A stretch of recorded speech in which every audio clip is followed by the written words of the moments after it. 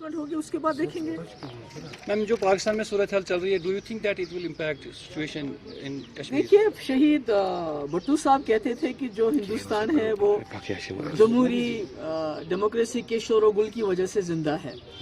आज मुझे लगता है पाकिस्तान में भी जमहूरियत का शोर गुल चल रहा है और कहीं ना कहीं उस मुल्क में भी डेमोक्रेसी जड़ पकड़ रही है। पर हम चाहेंगे कि एक स्टेबल मुल्क हो, हमारा हमसाया है वो स्टेबल हो वहाँ पर, और वो किसी जल्दी कोई फैसला कर लें ताकि वहाँ के जो जिस तरह हमारे मुल्क के अंदर जमहूरियत का बोलबाला है वहाँ भी हो जाए, और वहाँ भी कोई सरकार बने या इलेक्शन हो जो वो चाहते हैं तो अच्छा रहता है। हमारे वहाँ हमसाया मुल्क में अच्छी स्टेबिलिटी होनी चाहिए, वो हमारे लिए अच्छा है।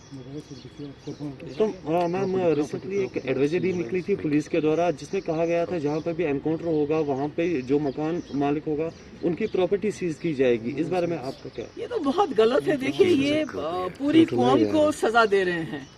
अगर आपकी जंग मिलिटेंट के साथ है, आप मिलिटेंट को पकड़िए, मिलिटेंट के साथ जंग लड़िए, पर आम इंसानों ने क्या किया है?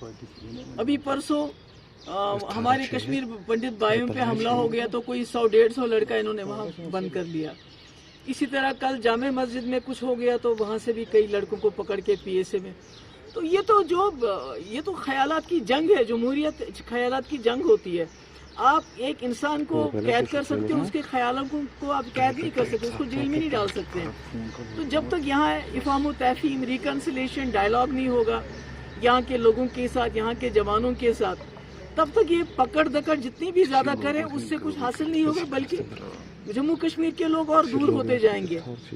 तो अपनी पार्टी ने आज एक बयान में कहा कि जो पीडीपी और एनसी है ये बीजेपी का